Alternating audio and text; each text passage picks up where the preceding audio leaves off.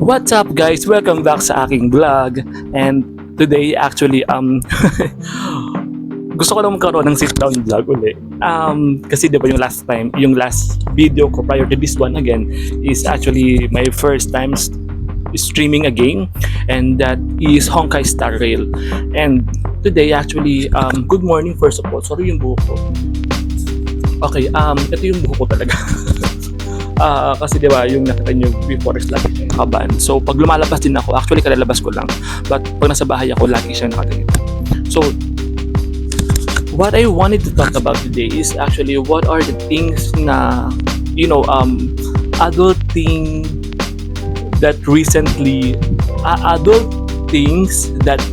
hits me, and that is what is going on in my life. What are those things on ako ng sariling kwarto? I tend to invest more sa kwarto namin, sa kwarto ko, especially sa kwarto ko, taka ganun din ni Kuya, na yung like bedsheet, punda. You know what, I'm seeing mommy, kasi naalala ko kasi si mommy when she was still alive. Miski punda, panyo, bimpo, that's it. Yeah, bimpo. Pati yung pamuna sa kusina, sa lamesa, lahat yun. Magkaroon lang siya ng ganun, tuwang-tuwa na siya. And that is actually what is happening to me right now. And I actually looking for actually luho in a good way. Kasi you know what, as for me na parang actually kaka-check out ko lang ng, alam nyo yung pang-ipit sa bedsheet sa ilalim ng kutsyon, para hindi siya mahila pag nakahiga ka. Kaka-check out ko lang nun because I found it kind of useful for me. So kaya ko siya binili, and napakagulo ko matulog sa kama. Ikot dito, ikot dyan, ganyan. Ganon. Kaya I bought that. And what else?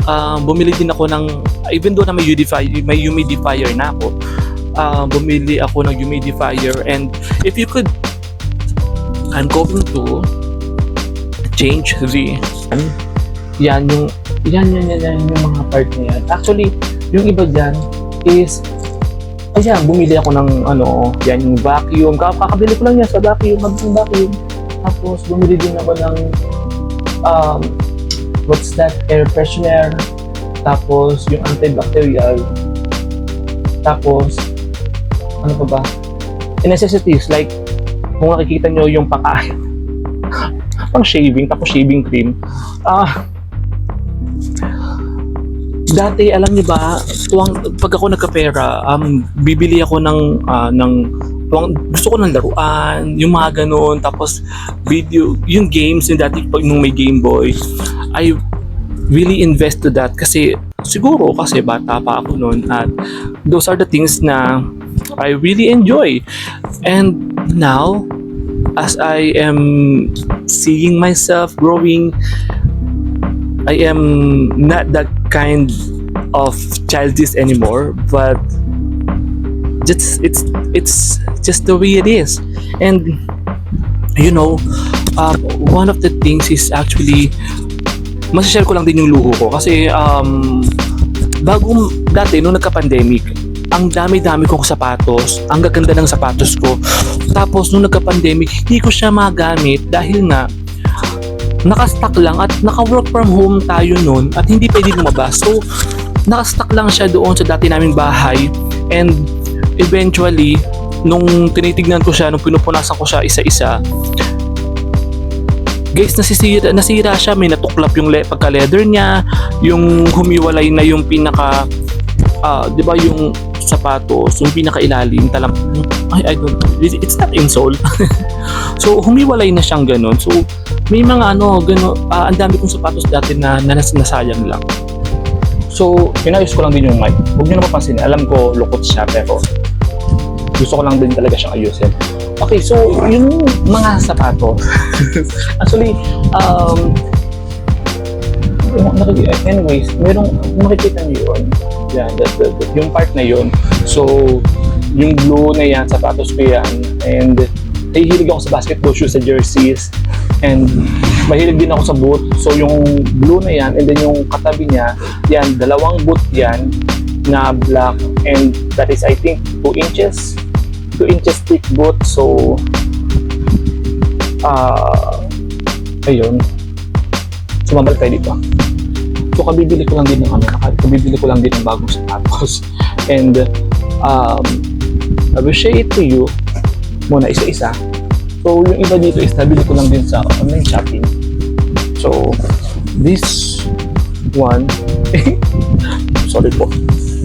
Yeah, so this one is actually from TikTok shop. TikTok shop. And maganda siya actually. Chinecheck ko siya. Wala akong nakitang damage or anything. At nung tinry ko siya, napakaganda na, napaka-comfy niya suotin.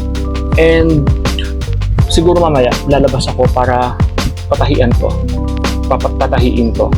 Kasi yung mga sapatos ko, ganun yung ginagawa ko. Bago ko siya suotin, I'll make sure na magagamit ko siya ng matagal. So what I am doing, kapag nakakabili ako ng bago, is pinapatahi ko itong part na to. Papatahi ko yan. At lahat yan mangyayari ngayon. So ito yung first pair of shoes na nabili ko. So, bago pa kasi dito pa yung sintas. So, yan. Umigas yung hangin. Okay, so ito siya. Siguro wag natin i-box yung sabihin natin, or wag tayong mahiya na kapag yung nabili nating sapatos is mumurahin lang, or maganda syempre siguro spend some time to invest in something that is kind of pricey, but magagamit mo naman ng pangmatagalan at saka pangmalakasan din naman. So yeah, so I bought this for actually 1,200. Yeah, 1,200. So the next one is actually, ito mura-mura lang to. Hindi to aabot ng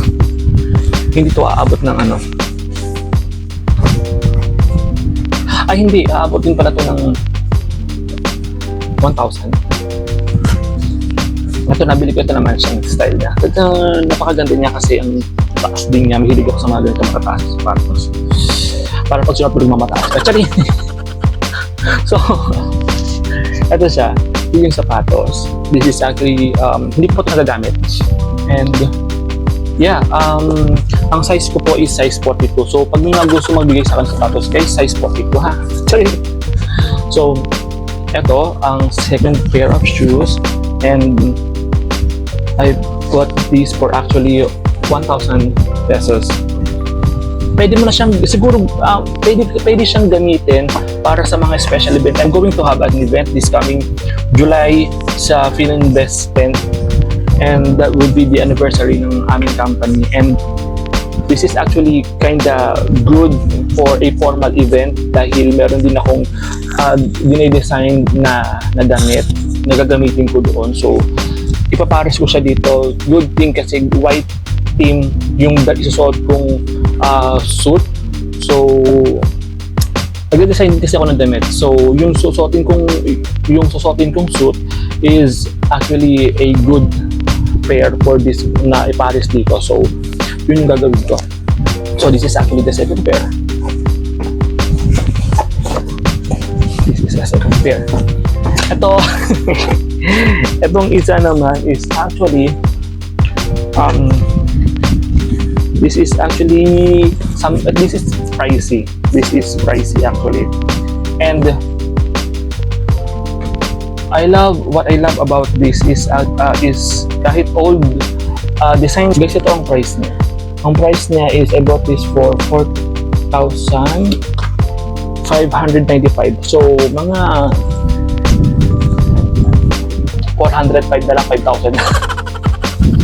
So again, medyo may kamahalan dito, pero this is actually such a good, sabi nga nila, ito yung gusto ko to.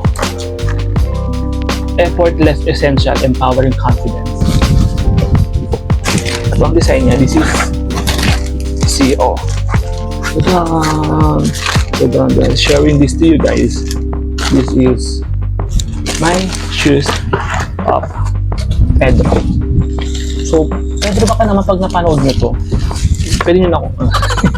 Baka naman po. Ang gaganda po kasi ng ano yun, sapatos niya. This is blue accent, and then black. And I love it. Look at this. Again, size 42. Para, guys, size 42 ha. Pag baka ano po, may nagmamagandang loob dyan sa sapatos ko. So, why am I showing this to you? Well, I am showing this to you because I wanted to share dahil dati, sorry yung buhok ko, yung hangin kasi nandito. Okay, why am I sharing this to you? Actually, sinishare ko to just to, to share na kahit we are undergoing adulting, and then there's a lot of things na yung needs natin, but of course wag nating i-deprive yung sarili natin to spend what we want like yung sa akin yung shoes, and eventually magagamit ko rin naman siya kasi nag-RTO ako, pumapasok ako sa office. So napakalaking bagay ng may sapatos ka, and you have choices. Like for example, yung isa ko magagamit ko pa siya sa formal events, so that is actually kind of good. And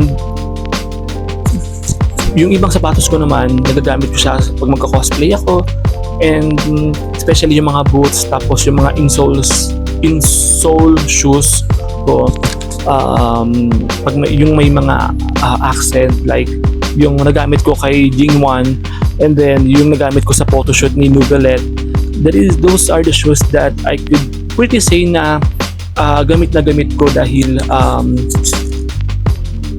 nagagamit ko siya sa work, nagamit ko siya sa cosplay, at the same time sa manggalang gusto ko. At the same time, mahilig din pala ako sa mga formal shoes, so may mga formal shoes ako doon. Actually, napakarami kong formal shoes, corporate shoes, because I work in a corporate, and working in a corporate, parang alam mo na, kapag nakasuot ka kasi ng mga corporate attire, di ba, parang it gives you confidence, at the same time empowered you to work dahil minsan kasi nasa din yan, nasa how you dress, kung paano mo dalhin yung isang damit. And thankfully napakarami kong, actually konti lang yung panggala ko, napakarami kong formal corporate attire dito sa drawer, sa cabinet ko. And yeah, that is actually what I wanted to share. At ano pa ba? Siguro next time gagawa ako ng makeup transformation, because I wanted to share. Actually, niisip ko siya nung mga nakaraan. Mag-share ako ng doing my makeup kapag nagko-cosplay ako.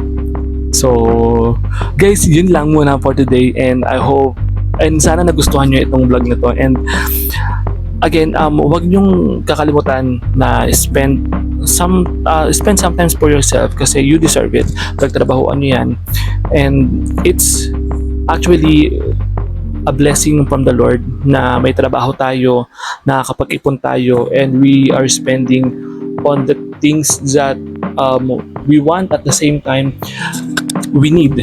Kasi hindi naman tayo pinapabayaan ni Lord na laging mahirap ang buhay. Yun yung gusto kong sabihin, na parang don't forget to spend for yourself, and love yourself and be yourself. Actually, yun lagi yung campaign ko, always be yourself, especially sa making yourself happy, at the same time empowering yourself also. So yun lang guys, thank you so much for watching, and I hope to see you in my next vlog. Bye.